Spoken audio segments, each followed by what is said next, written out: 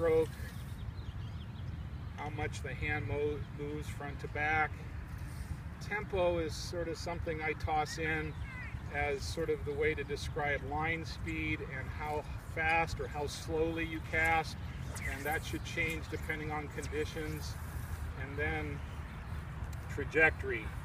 Trajectory is the height that your cast back to front.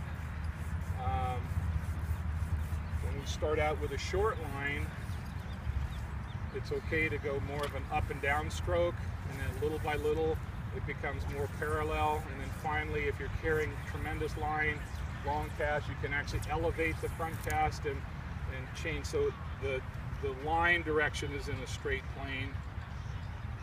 So the stroke follows that. I think you're familiar with that concept. So yeah. Short to long, shorter stroke is more of an up and down motion. As you lengthen, it's parallel. And finally, on an extremely long distance, sometimes, particularly with shooting heads and sinking lines, which we have over here, it's a lower back cast and a high front cast.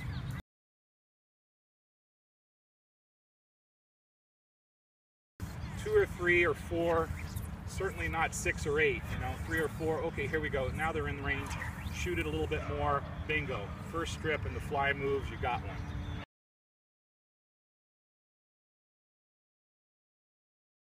Short cast, sort of this much wrist, medium wrist, a little bit more wrist as you go further, and as you get out farther and farther, you can actually use more wrist. But in my own style of casting, and I call it a style, it's not a rule that's fast, but I prefer to think about stop and drift and open the wrist when I'm casting long lengths of line. So the wrist is a short wrist or small amount of wrist in the accuracy lengthening part. But then as I get farther out, in order to make a better backcast, and I think the key to my competition success has always been forming a nice tight loop in the backcast. Can you all see my backcast? Yeah. Yeah. So it's a good little narrow loop going on, stopping it and then reaching back afterwards. The stop is the stop to form the release of energy, straight line path of the tip, stop, and then the loop is forming, and then I relax the wrist and drift back on it, pending how much line we're false casting. If it's 30 feet, not much. 50 or 60 feet, more. 70 feet, a lot of drift and more wrist. As we're familiar with the rod arc in longer casts, okay, shorter casts, a little bit tighter, straight line path of the tip. When the rod bends more, we have to open up the arc in order to keep that tip tracking that straight line path. Does that sound familiar? So, stopping it here pops the narrow loop, but then you open it up so that as you come forward, then that rod tip tracks the straight line path. Stop it, pop the loop, and if we want to practice this, that's one thing I think everyone here could work on is backcast, more than the front. If you have a good backcast, long front casts are much better, much easier anyhow.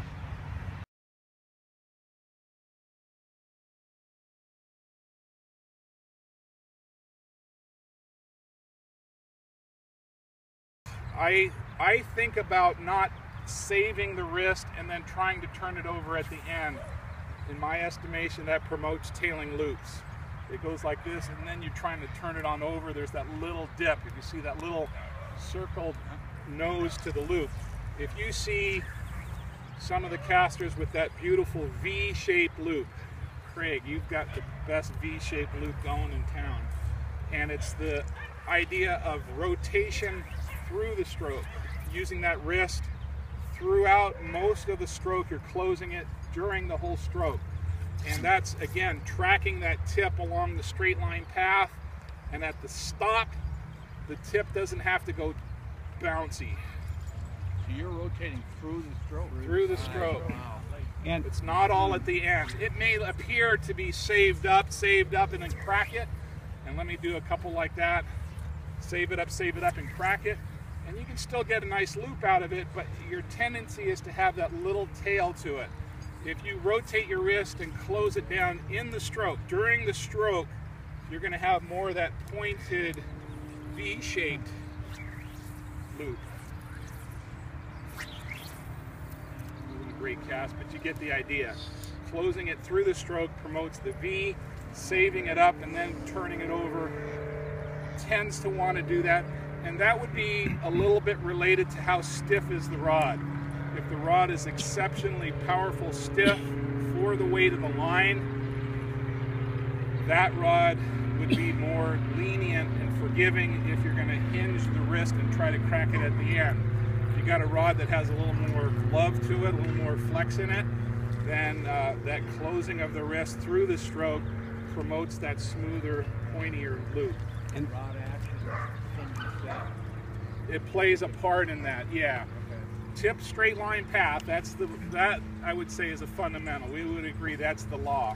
So whatever it takes to keep that straight line path, but if you come over here and you snap it, there's an inclination for that rod tip to bounce. There is an inclination if there's a little bit of a finer diameter out here that feels good at short range to give you a little feel up front. So that's where some of the rods are lighter in the tip to give you that initial feel, and thereby you're better off rotating through. If you got one that's a stiff tip and starts clubby, then you can kind of save it up and crack it at the end. This rod, that type of rod won't have as much feel. That stiffer wrist and then drift back is how to form a tighter and tighter loop into the backcast. So when you're starting on your forward cast, Yes. you're starting to rotate immediately.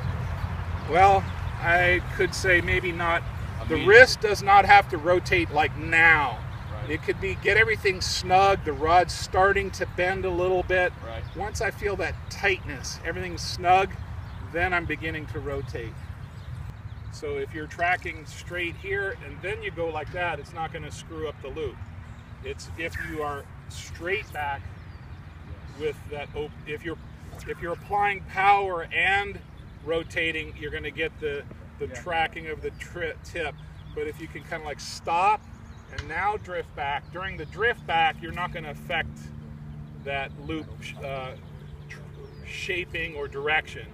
So the key here is teaching somebody, now remember, stop first and then go back a little bit more. Do you change your grip pressure when you stop? So there's a strength in the grip during the powerful part of the stroke, and then you stop, and then there's a relaxation of the grip then during the drift. And then go from there. And then from the end of the backstroke, initiating the front stroke, it's kind of increasing the pressure of the grip, and about the time that you're ready to apply some power and rotating of the wrist, that's when the wrist, from here to here, it's like a gradual snugging down, and then from here ahead should be firm, sort of medium in length already. I don't have to have the thumb dedicated on top right now. Here's a situation that the thumb could probably be off to the side a little bit already, and so there, you know, you almost never have to deal with changing of the grip discussion very much. But if you're starting with a short line, it may be worth mentioning starting with the thumb on top and rotating the grip, talking about changing the wrist position a little bit. Pointing straight to the direction, my leading foot is tilted as a block, so it's a little bit of a help to not, if I point my foot downfield, now it goes over more. So that toe doesn't necessarily point straight ahead, it points a few degrees to your right as a right-handed caster. That helps to reduce the crossover effect. You can still rotate, but then you come into a lock that hopefully tracks in your direction. If I have a shooting head and it's pretty much a set weight, it's a set line, it's a set everything, I pretty much don't think about it. It's a hard whack. If I'm going for the long cast, that's it. Let me restate. The question was, is there a difference in the amount of strength? I think your question is there a little difference? How much power? How hard do I double haul? Yes. So it'll change in fishing to suit the need. If I have no wind, the haul might be moderate strength back and front, the same, moderate strength back and front. Let's say I have a tailwind. Well, I might use more strength going back and ease off on the front. More strength on the back, ease off in the front. More, and that was a good one. And vice versa. I got a headwind, I might haul it harder into the front. So that wind direction plays a part of it, I would say. But if I'm using this shooting head, Are you hauling the minute you start to rotate through the hole? yeah, the precise hauling moment here. So I'm getting everything tightened up, and it's tightened up. When I start to haul, I'm rotating the wrist. Starting to haul, rotate the wrist. Yeah.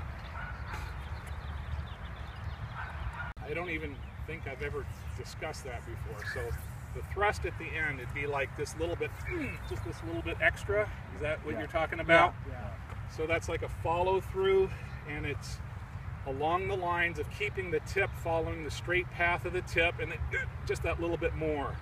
So maybe somebody who has that little bit of a late turnover of the wrist and then extend that stroke out, that may help to straighten that tip path out better and prevent the rod tip from bouncing. So I think that wrist rotation late, you know, saving it up, and then whacking it, saving it up, and whacking it will promote that little bit of a tailing loop. There we go, got one.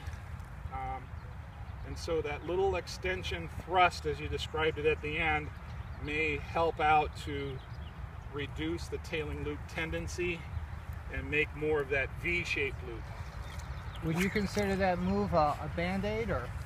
I think so. I think it's a step for those who are hinging it versus those who are rotating through the stroke.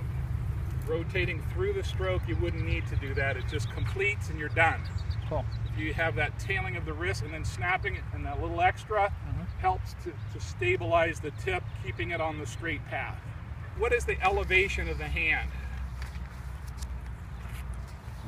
Somewhere in between. You know, it depends. If you're wading in the water deep, up to the top of your waders, you'd probably elevate the arm, get the elbow out of the water. If I'm on a bonefish skiff or a flat skiff and I'm above the water quite high, I could totally relax and keep my hand very, very low. But think about throwing the ball. If I threw a ball like this versus throwing a ball here versus throwing the ball here, you can certainly get something out of all of those throws, probably enough to get the fishing cast accomplished. What is the most efficient? What's the fastest? What's the easiest? What's natural? So the cast can change dramatically from something that's waist high, nice day of a windy cast, keeping everything low, the hand position could be quite low, versus wading deep in the water. North Umpqua. Anybody fish steelhead on North Umpqua? You got rocks, you got a cliff at 45 degrees in the road behind you, and you just try to never hit the rock. So Frank Moore, up here, high back cast, turn it over, high back cast, and then throw. Awesome caster. And that could be the conditions will help you to know what is the right thing. But let's say you're in one of the tournaments, or there is no tournament, but you're just trying to lay out the long cast, you're comfortably wading in shallow water, the natural level will be similar to throwing a ball. So it should be in the realm of hand as high as the shoulder to the ear. That would give you the best rotational throwing motion in my view. In a big class, you may not think to ask, but if you're on one-on-one, it says, hey, is your shoulder in good shape? Or, the student volunteers it anyhow and says, hey, I have arthritis, or I got a bum elbow, or whatever it is. So you need to find out what is their range of motion and their strength capability. And here's a suggestion. I need one volunteer to just grip the rod for me. Could somebody step up? Paul, would you come over? Just hold this rod like normal, clip that line, and for me as an instructor, a lot of times I will say, okay, move your arm, where is it good for you? You show me what you like. Can you go, is that it? Can you raise your hand up? If I'm holding that person, you do the range of your motion. Okay, great. Here's the next thing I like to do is I like to hold the rod like this. Now fight me, and we're gonna find out, okay, relax just a second. We're gonna find out where is your best natural stroke and strength position. And I'll start out by saying, let go, relax for a second. Now fight me for a second. Pull against me like you're gonna catch. Is this better for you? Relax. Okay, now fight me. Is this better for you? Okay, relax. Now fight me. Go ahead. Is this better for you? Okay, is this better for you?